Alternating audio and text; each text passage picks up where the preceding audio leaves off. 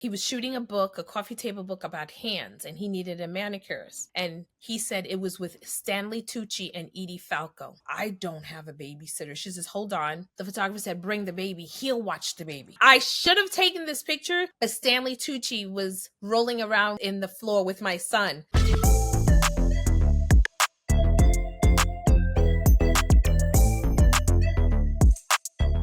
Hey, it's your girl Nancy Red, and this is season 4 of Mompreneurs, where we celebrate beautiful Black entrepreneurs who are also amazing moms. Now, every week I'm chatting with my guests about how they're killing it simultaneously as a business mogul and as a mom. We're listening to their inspiring journeys and incredible advice. Now, staying in business for a few years is hard, but a few decades? That's impressive. I love a long-term mompreneur, and our next guest has been in business for over 3 decades. From an OG celebrity manicurist to founder and publisher of World Bridal magazine, and now as a grand mompreneur, she's founded a branding firm and so much more. We are so delighted to have Myrdith Leon-McCormack. Thank you so much for being here with us, Myrdith. It is my honor, Thank you. You have been evolving your business and growing your business savvy, and you're such a good role model, because to have a business that you're able to maintain over decades is super impressive. But before we get too far into the business side of things, let's get a little personal. Who in your life puts the mom in mompreneur? My oldest son, Demore Ashton Morris, Chanel Ashley Morris, and John Gregory, my son. But Chanel, my daughter, is married, and she has made me a grandmother, a proud grandmother. Amazing! So this is very wonderful. Does entrepreneurship run in the family? Absolutely, it does. And it's so funny because when they were younger, they were like, I don't want to work as hard as you do. And now they each have their own ventures. One of the things that is important is having representation, right? Like seeing what a business actually looks like when it's being run, like all the hard work. So you were their role model. Who inspired you? What gave you the inspiration to become an entrepreneur? I honestly have to say it was my mother, subconsciously. My mom and dad were always together, but it was always on and off. Just life was a little bit kind of tough. They both came from Haiti. I'm from Haiti. We were born in Haiti. And so watching my mom go to hair school, but she couldn't stay because my younger sister was ill. She had heart murmurs, she had asthma, so her health wasn't always the best. So my mom would put that down. Then she thought things were moving and getting better, she went to secretarial arts, and she couldn't do that because just different challenges that happen in life. And so I watched my mom, in my opinion, give up all her career path, choices that she probably wanted to do, but yet she maintained a clean household. We ate every single day. We were well dressed. I want to say we were decently behaved. But so I really honestly have to say it has to be my mom. She taught me the art of self-sacrifice for your family, your children. She still cares for my dad, and she's a minister as well. So she honestly, I have to say, she's probably my biggest hero, fan, supporter, fan. I love that. And seeing her, it just pushed you to go after your dreams. And the first entrepreneurial venture for you was nails. Now, when you hear this now, people are just kind of like, well, everyone's doing nails. Was this the case back when you became a celebrity manicurist? Absolutely not. If people don't know, if they do the research, it was the Asian community that every nail salon was owned by, in certain communities, I should say, by an Asian person. And they would be in all our communities and Black communities. But there was also the Russian community, and that's where I learned my lessons. I learned how to be a manicurist from a Russian woman. And then on my way to pick up my certificate, after completing the course, I saw this amazing salon and great painting It was of a Black woman with her hair adorned. But then I saw this woman braiding hair in the window, and I saw this other woman cutting hair. And so I stopped and I asked them, I'm like, hey, are you guys looking for a manicurist? And they said, we actually are. And they gave me a shot. And a few, I think months or a year later, an editor, Diane Hendy, came in, who's always getting her hair braided, got a manicure and pedicure, wrote an article about us, and said that it was the best experience that she had. I had the bold courage to ask her, hey, can I, are you looking for can I advertise in your magazine? She says, honey, it's very expensive. You will not be able to afford it, but I am looking for a manicurist on set. Would you like to do it? And I was like, absolutely. I didn't know what that meant, but that was just the beginning. And then at that point, I think there was only 3 Black manicurists that I was aware of. And that became the catalyst for me. That's amazing. And it must have been such an exciting thing to go from just being a girl trying to get her nail certificate and have a little hustle that she could do, to being into this very exciting and fancy world and turning that into a business. How did this all morph from just one-off opportunity to being what you use to kind of spearhead all the rest of your businesses over the next 3 decades? So my background was corporate. So I was in the finance world. So I was working at Prudential Security, TIAA Crefts, Savinet. My last corporate job was at Merrill Lynch. And when 9/11 happened, I remember saying, praying and then talking to my then second husband and said, listen, if I'm going to die, I don't want to be on my deathbed wishing that I did something that I could have. So I'd like to explore this. He's like, go ahead. And by then I already had 3 kids. He had 2 kids. So there was 5 of us, and we literally, I poured everything into it. And I said, hey, I'm going to try it. And I tried it, and I made an honest effort in it. I had a nail salon. I opened up a bridal salon. You did everything that you had to, because you were now a freelancer. The checks were not consistent. You work today, it'll take you 30, 60, 90, 120 days to get paid. So there was ways that you had to. So thank God I did have a husband that had a job. He continued to work at Merrill Lynch because we both worked there. And I was able to do that, and to fulfill my dreams and to start it. It wasn't easy at all. And being a mom. And I think it's interesting, back in that era, in the early 90s to late 90s, early 2000s, I never told anybody that I had children because I was afraid that they wouldn't hire me, or they would think that I wouldn't show up for the jobs, so a lot of them didn't know. I think it was my second agency, Jump Management, Deirdre, that I opened up to her. And I told her that I am a mother of 3 children. And sometimes I might not be able to take a job.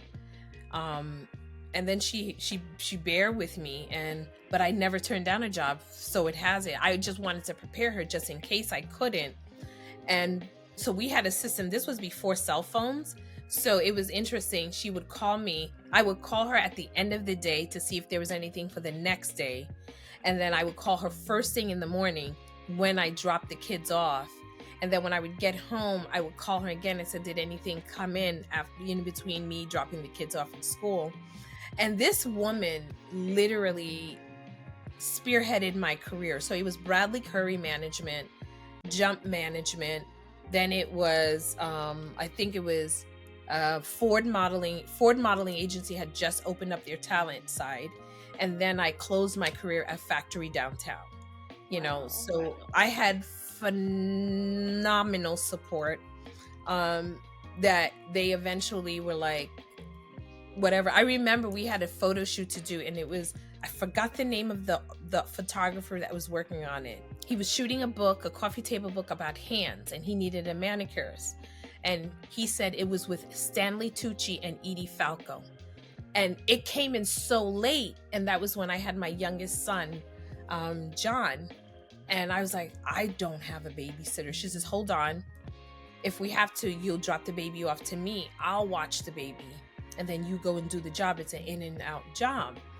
And she calls me back and says, hey, the photographer said, bring the baby. He'll watch the baby. That's so sweet. It's going to be in between whatever. I should have taken this picture, but Stanley Tucci was rolling around in the floor with my son. You know what I'm saying? So that's one of the fond memories of that I can joyfully say about my career, that people were willing to work with you. I was just afraid that it wouldn't have been that easy, but I've been blessed.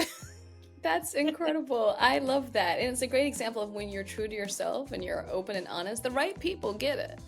And I wish you had a picture of your baby in Stanley Tucci. I think that's phenomenal. Now, you mentioned you closed out that career. What made you transition from a bridal store, nail salon, celebrity nails, into your next iterations? Because I think one of the things that people think when they think of an entrepreneur is, okay, well, if this fails or if this doesn't work out to my liking, I'm just not meant to do this. I'm just, I got one business idea and that's it. But that's not the way this works.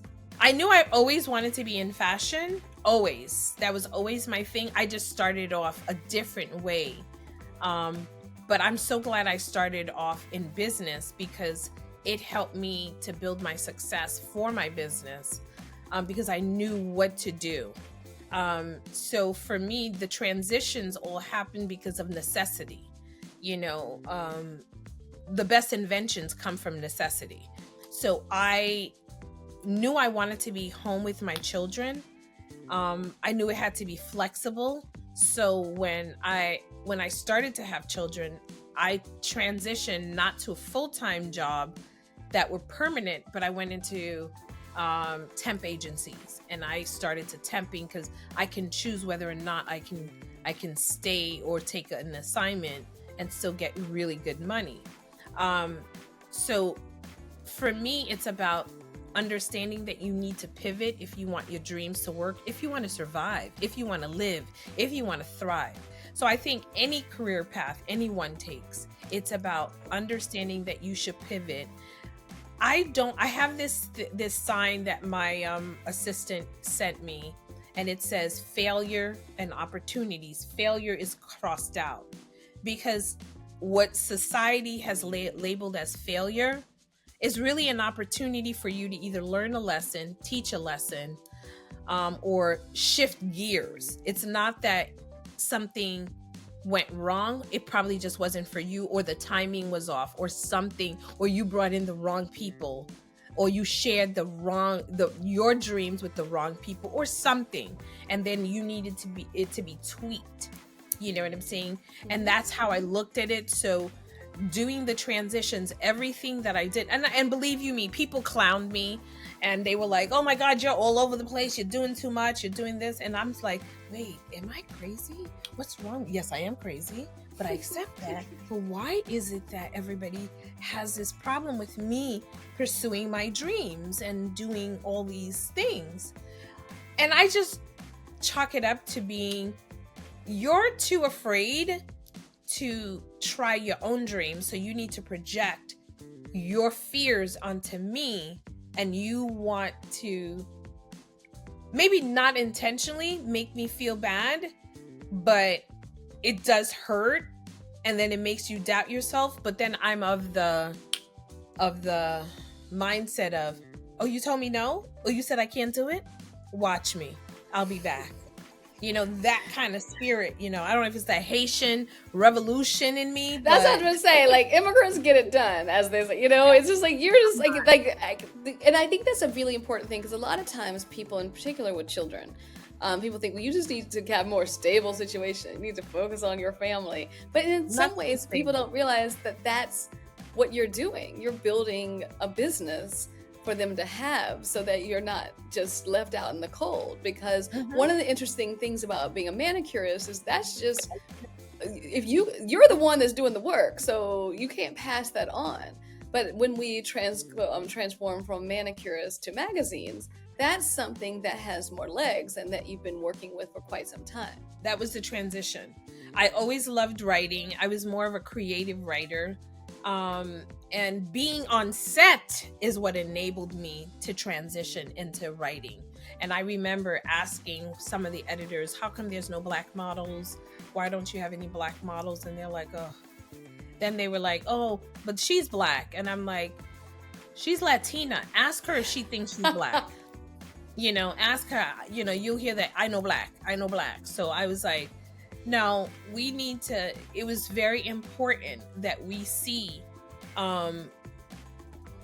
ourselves in order to achieve certain things. And I think things translate better when you see yourself. If I'm trying to get everybody, I can't only have one picture of one person. So for me, I asked the question too many, and I think it was as a joke. The young lady said it to me. And she said, well, you asked too many questions. I think you should start your own magazine. I'm like, I will. And I did it as a joke and, just trying to see if I could do it. And again, being in the right place at the right time with the right people, I asked all my friends that were makeup artists, photographers, and everything else that we used to test. There was a period of it in time where we all tested together. I have a creative idea. Let's go do a shoot together. We all get together on a Saturday, spend all day, pull clothes, hair, makeup, styling. I'm talking about with Chuck Amos, Michael Brandt. I'm working with the biggest icons, and we were all just testing, stylists, just coming up with creative stuff. And all of a sudden I see it and I'm like, I can do this. But it was my bridal salon when people would come in and they would say, oh, I thought this was good. I want this item. What do you think? Do you carry this? And that's when I said, hey, if everybody, and then photographers and different people were coming to me and giving me their cards to promote their businesses in my salon, I was like, but I'm spending thousands of dollars to be in Martha Stewart wedding, Elegant Bride, In-Style Weddings, all these, and I'm spending thousands. And I said, let me do some research and see how much it would cost me to put together a booklet, a magazine, to start, to give out the information. I use it as a marketing tool, and that's the marketing part of me. And I did it, and I did the first issue. And when I did the first issue, literally, I had over 40,000 requests, from doing events, saying, hey, we'd like to get a copy. Oh, we'd like to get a copy. Oh, we'd love to get it. And I'm like, this is not a real magazine. It was just when the internet just started. That's amazing. So you got 40,000 emails. Yes. Emails. Oh my gosh. And this is back when it wasn't like Gmail. You had individually click. Yep. I think it was Yahoo or something, one of those. And then I even had a MySpace page and all of this stuff. And I was just willing to try anything because I had to fill in my checks because they would take 30, 60, 90 days to get paid. So I had to fill something in. And then I was giving tips to brides that were coming into my store. I was going to the bridal shows. I was going to events. So I was like, hey, I can just give out information. And then it gave birth to the magazine. And so every time somebody would come into my store, or I had friends that were coming into the store, I would give them 10 copies of the magazine and tell them to take it with them to whatever country or state they were in. And that's how the word started.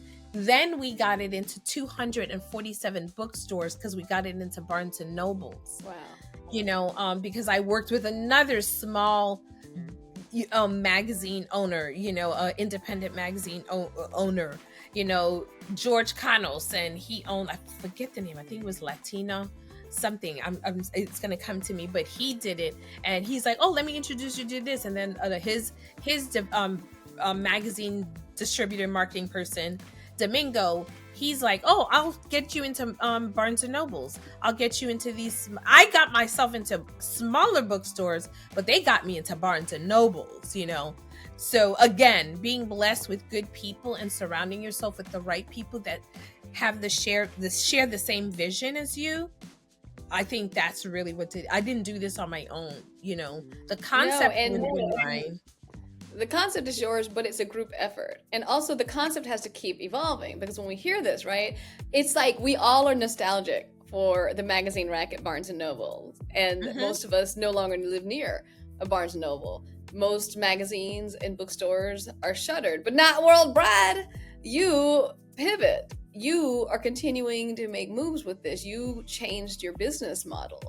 What is your advice for other people who love what they do, but the world is no longer a fan of brick and mortar? It's no longer feasible to make money with paper products a lot of times. How did you make these transitions? I think I'm still making the transitions, because after every issue is done, I swear to you, I'm like, this is the last issue. I've had enough. And how many issues do you publish a year? 4. Yeah. And why are you disgruntled after you've published the issue? Why do you think I can't do this again? No, I'm disgruntled while I'm doing it. But then the baby is born and you're like, oh my God, I'm like, I'm in love. I can't wait till the next issue. Guys, what do you think? Let's do. And that's why I was having my call with Dubai, before our call. And I was like, they were like, so we'd like to pitch you a Middle Eastern issue. And can you come to Dubai, Bahrain, Oman, Qatar, Saudi? And I'm like, when do you want me there? What a dream. What an incredible opportunity. Just for a girl from Haiti who's just trying to get some nails going, and then hustles that into a shop, hustles that into a bridal shop, hustles that into a magazine out of spite. And now you are making it as a magazine in the year of our Lord 2025. And not only making it, but being asked to travel the world.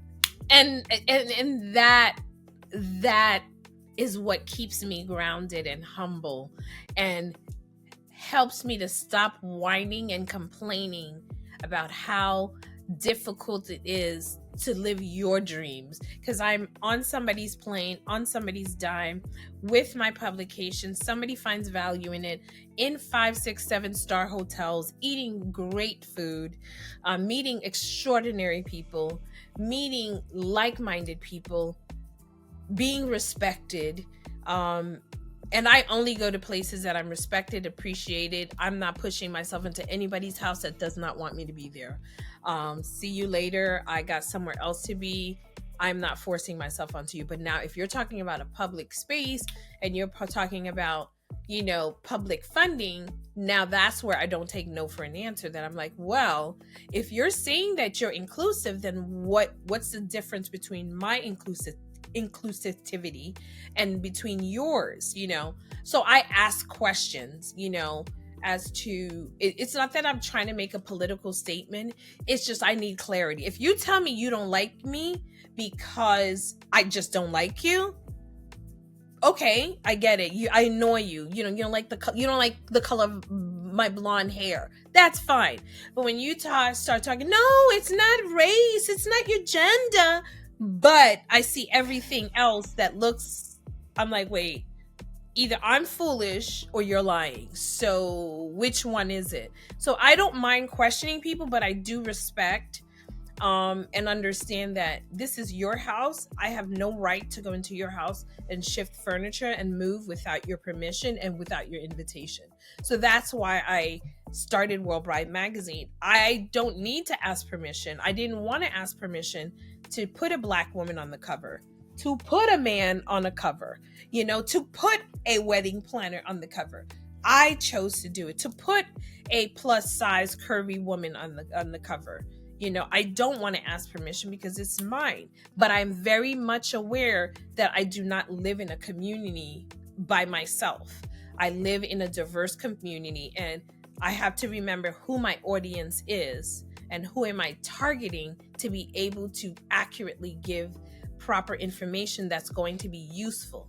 But I am also aware that I'm in business. So there are rules and regulations that have to be followed. Now, if you just want to be an artist and you open up your own gallery and put all your magazine in your own space, go right ahead and do it. But when you start going into public spaces and going into other demographics, like in the Middle East, my content has to be specifically geared towards them, that it's not offensive, so I'm not here to change their perspective of anything, but I'm here as a journalist to document it to the global audience that is reading my publication or can become readers of my publication. And so you could do all this travel now that your kids are grown out the house. It's the evolution is the perfect timing because you have the space.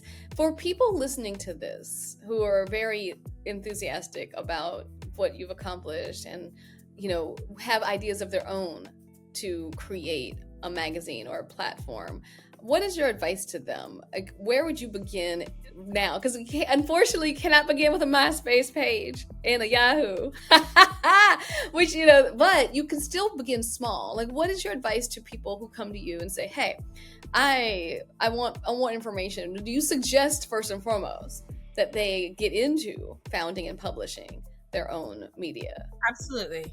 I do want to go back to a statement that you made about space and everything else, and my kids are grown. No, my kids were not even my kids were very young when I started this, like 4, 6, and 8 years old.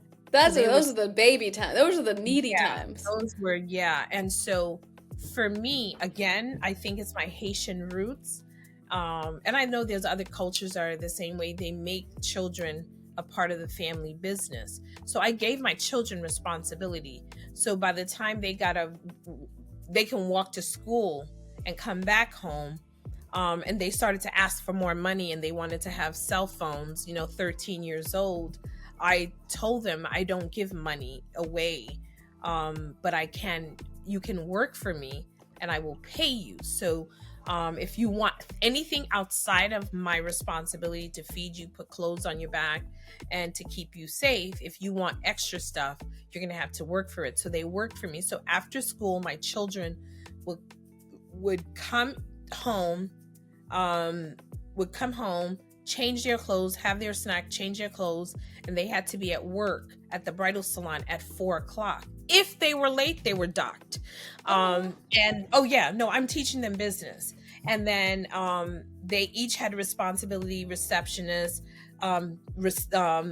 stalker, marketing person to help me with the marketing, and clean, janitor, do janitorial. So all of my kids had jobs and positions so that they understood. Or they would do delivery. Hey, can you take the magazine to so-and-so down the block? Can you drop it off at the store? Can you whatever? So that my children knew the value that nothing came easy and it wasn't free. And so and I did that specifically because I never wanted to resent having children. And I didn't want to be that parent that said, well, I sacrificed everything for you to, my career. I was like, no, I'm not going to sacrifice my career. You could be a part of it so you could learn a lesson. And then you can choose which direction you want to go. Because if I'm happy, I'm going to make you ecstatic. So let mommy be happy, doing what she loves, and I will provide for you. And then when it's your turn, I will foster your dreams as well. So for me, my children, my family were always a part of my business. That was very important to me, and it's still very important to me.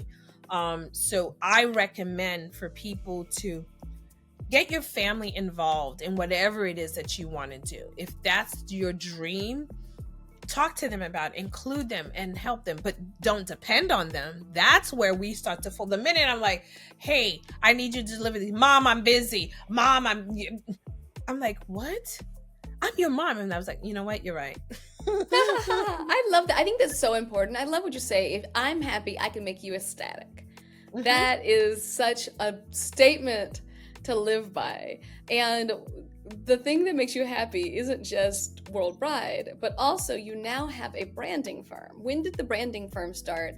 And how does that incorporate in your mom and grandmompreneurship? So that started because while I was a celebrity manicurist, and in the later stages when I was making the transition to exit out of the nail industry, the last editorial that I did was with Vogue and Annie Leibovitz. So American Vogue, I should say. I was like, I made it. I'm leaving while I'm hot. And I was like, out, you know. So I did that. And then, and people started to ask me, and mind you, I was doing New York bridal I was doing New York Fashion Week, Miami Swim, London, Paris Fashion Week as a manicurist. So I was sponsoring shows as a nail and having a nail team.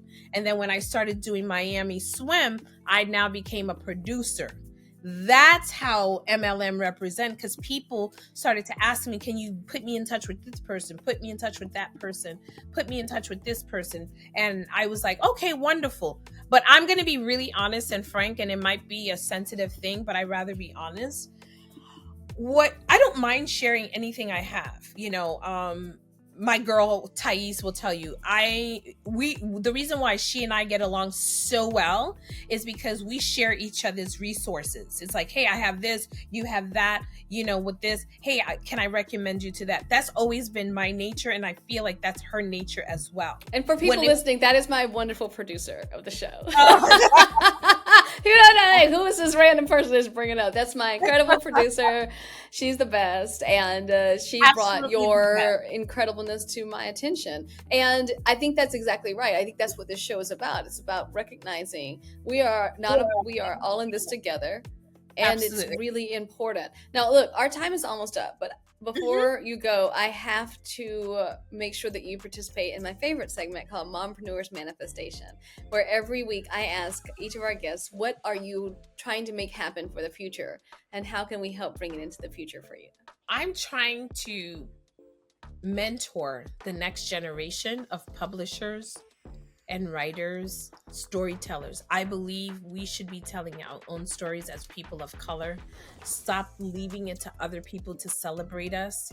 Like we did our own legacy ball of Harlem the same day of the Met Gala because I had to. I wanted Harlem, where I started the magazine, to know that they were loved, and they were celebrating their 100th centennial of the Harlem Renaissance. So for me, it's important that we pass the torch to someone else and stop trying to hoard it to yourself. You can't take it with you when you're gone. And the museums are filled with treasures that the Egyptians thought that they could take through the next life. And it's not. It hasn't gone anywhere. So I want us to be sure to help other people. So I want the support that I would love to get is support other business. Pick up the magazine, download the magazine, share it, like it, the way I share and like what you do, because we need each other. It's not a one-man show. Success is not limited to one person in that one space. And when companies like JP Morgan and Chase got together, we can do the same thing. So wealthy people know how to collaborate. We should learn to do the same thing as smaller business and figure out, how do we share this space? There's enough for everyone. I love that, and I love you. You're absolutely amazing. You have to tell everyone where they can find you, your magazine, your branding business, and where they can download and like and share, just like you said. It's worldbridemagazine.com, and it's MLM Represent, and we're on Instagram, Facebook. Those are our two biggest things. We're just starting to develop TikTok, and our website. Please go to our website. That's really important. And definitely subscribe to our YouTube channel. We're developing that even more and more. And request for the magazine, and we will be happy to mail you copies of it. We're looking for new countries to get into. So if you're in a different country and you want us to be there, send an invitation. We might just crash your wedding. I love it. And what's the URL again? worldbridemagazine.com. Okay, worldbridemagazine.com. You heard it.